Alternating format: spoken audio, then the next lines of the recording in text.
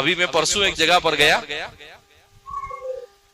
परभनी, तो कुछ नौजवान उलमा थे। उन नौजवान उलमा ने जबरदस्ती में ना कहा इतना दूर कैसे आना, लेकिन ले गए वो लोग। कहा कि हमने रमजान के बाद ऐलान किया कि 6 साल 7 साल 8 साल की उम्र के जो बच्चे 40 दिन तक नमाज पढ़ेंगे, एक भी नमाज नहीं छूटेगी उनको एक साइकिल इनाम। बड़ा शहर है मुसलमानों का। तो कहा कि हमने 10 साइकिल रखी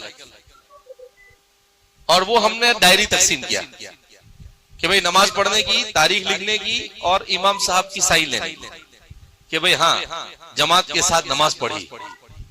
तो माशाल्लाह उस शहर में कितने बच्चों ने नमाज पढ़ी मालूम? 260 से ज्यादा बच्चों ने 40 दिन में एक भी नमाज नहीं छोड़ी। कितने? 260 से ज्यादा बच्चे।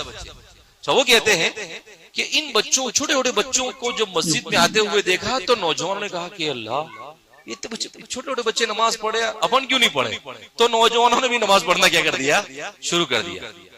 घर के अंदर में माँ बाप कहे कि यार बच्चे, वो ऐसा कहते हैं कि फजर में नहीं उठाया तो देखना फिर मेरी फजर नहीं जानी चाहिए।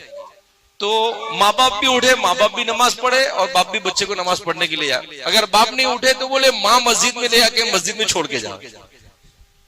अच्छा है जज्बा। तो कहा कि उन बच्चों की बरकत से नौजवानों में भी बहुत सारों में नमाज आ गई और माँ बाप भी नमाज पढ़ने लग गए, तो नमाज जिंदा हो गई। और जिस दिन मुसलमान 100% नमाजी बन जाएंगे, खुदा पाक की कसम दुनिया की कोई ताकत मुसलमान का बाल बेका नहीं कर सकती। हमको 100% नमाजी बनना पड़ेगा। कैसा बनना पड़ेगा? 100%। तो उन्होंने प्रोग्राम रखा, 25 साइकिल थी।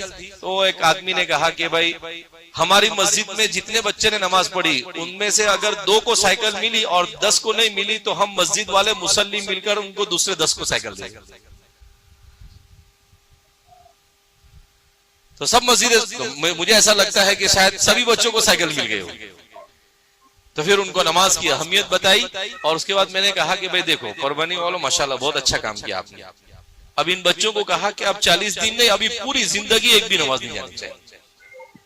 उनसे कहा कि आप भी अहद करो कि इंशाल्लाह आज के बाद मौत तक के एक भी नमाज हम छोड़ेंगे नहीं। तो माशाल्लाह सब मर्द औरत 10-15 हजार लोग थे, सब ने अहद किया कि भाई आज के बाद एक भी नमाज हम छोड़ेंगे नहीं।